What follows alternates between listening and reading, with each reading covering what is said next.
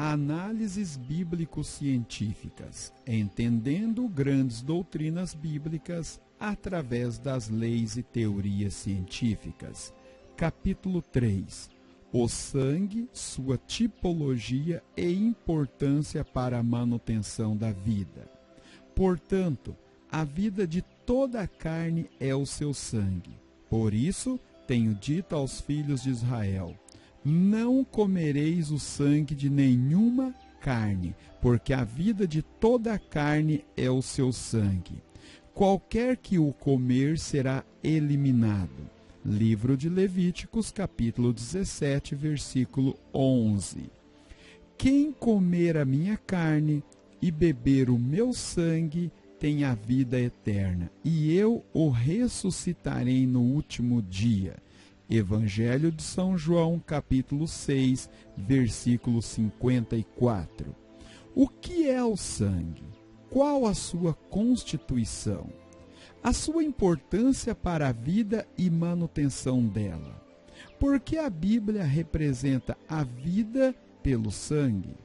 Como obtemos vida eterna bebendo o sangue de Jesus?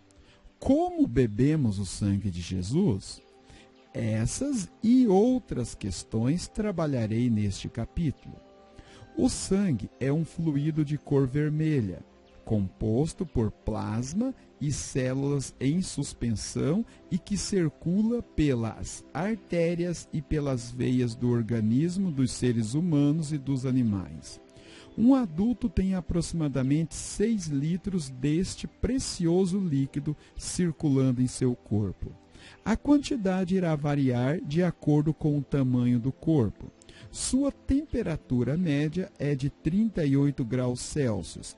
Seu pH, escala que mede a acidez e basicidade de uma solução, tendo seu ponto neutro no 7 e os valores menores que 7, ácido, e maior, básico, é ligeiramente básico, entre 7,35 e 7,45.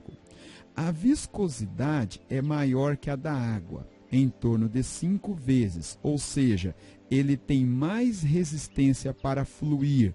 Isso é importante para não gerar problemas ao coração. É formado por vários componentes. Cerca de 60% é constituído pelo plasma, que por sua vez é formado em aproximadamente 90% por água. Por isso, manter o organismo hidratado é de tamanha importância para o corpo humano.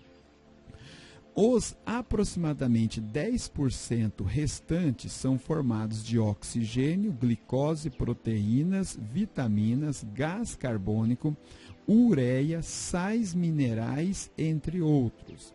Os outros cerca de 40% do volume são os leucócitos, as plaquetas e as hemácias.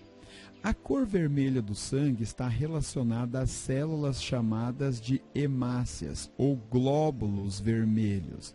São vermelhos porque dentro deles existe uma proteína chamada hemoglobina, que ligadas a átomos de ferro gera a cor vermelha. Nas artérias, ele é mais vermelho que nas veias, devido aos altos níveis de oxigênio encontrado ali.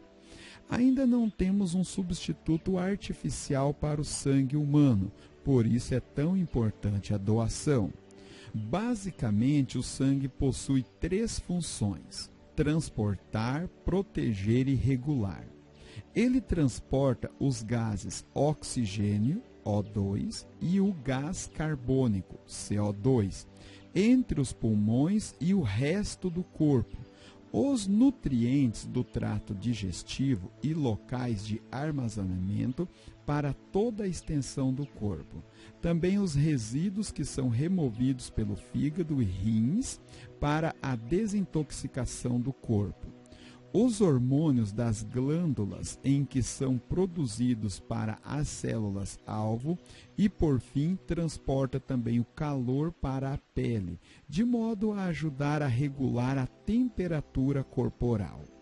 Na proteção, ele desempenha vários papéis. Os leucócitos, ou glóbulos brancos, destroem micro-organismos invasores e células cancerígenas, e os anticorpos e outras proteínas destroem substâncias patogênicas.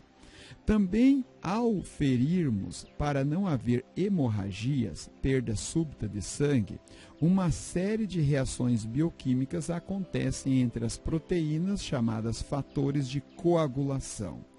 A outra função básica importantíssima do sangue é regular o pH. Ele deve ser levemente alcalino para garantir o funcionamento adequado dos processos metabólicos e a liberação de quantidades corretas de oxigênio nos tecidos. Circulando pelo corpo e chegando aos pulmões, estes diminuem a acidez do sangue através da eliminação do gás carbônico, CO2. Já os rins excretam ácidos na urina e regulam a concentração de bicarbonato, uma base no sangue. Os dois processos estão sempre em ação para manter o controle do pH sanguíneo.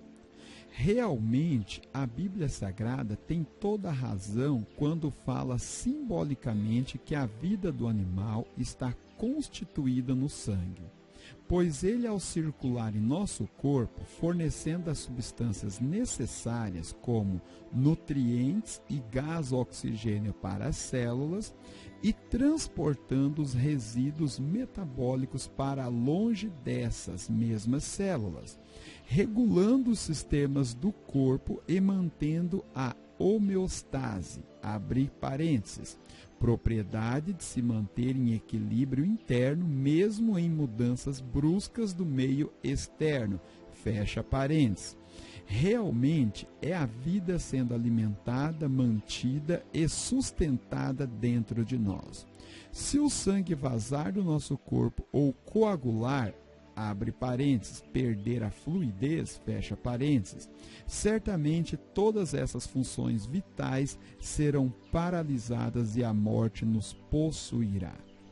Em um dos seus relatos, Dr. Paul Brand, aqui uso minhas palavras para relatar as suas, diz que ao contemplar na emergência médica a chegada de uma mulher proveniente de um acidente e que havia perdido muito sangue, pôde visualizar a morte e a vida no seu corpo. Por falta de sangue, a morte estava tomando conta daquela mulher. Sua cor já era pálida e seu semblante cadavérico.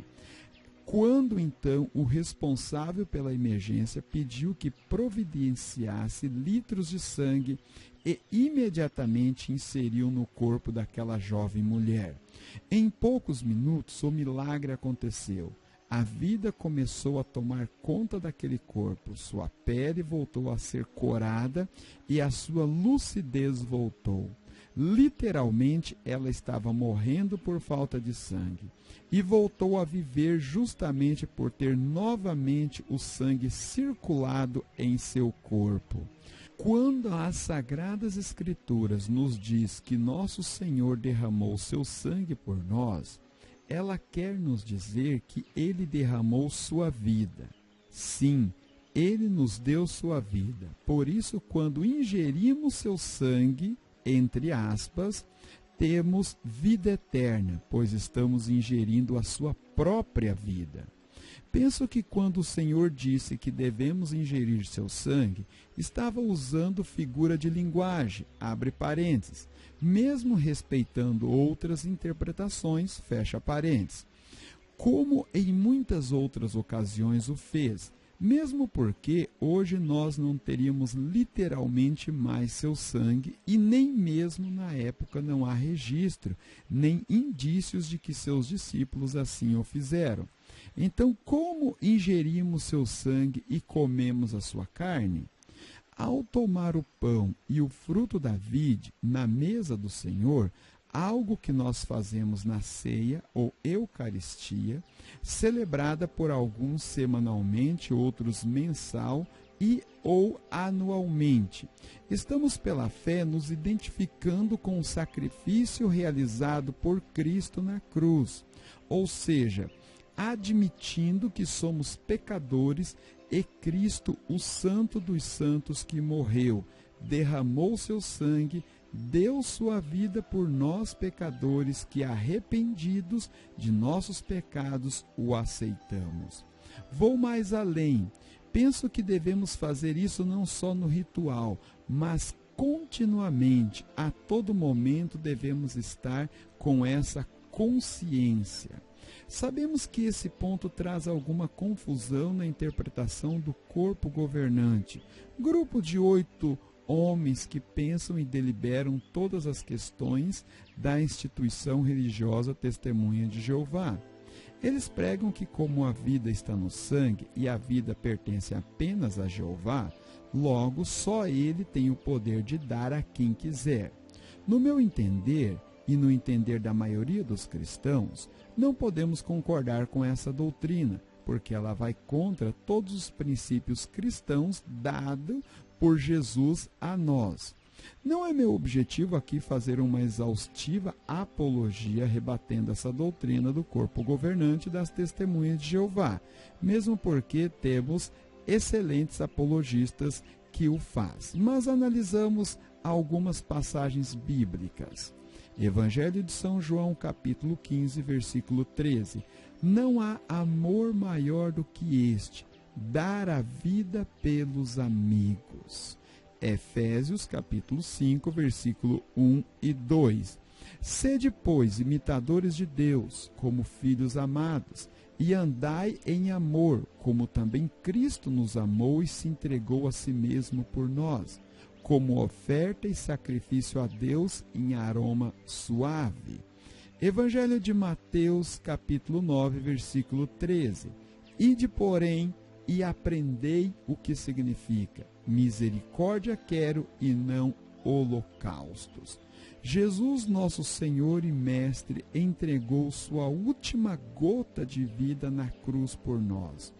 Ele e toda a Escritura nos adverte a seguir seu exemplo em amor e compaixão ao próximo. Por isso, cremos que doar sangue é um imperativo de Deus a nós.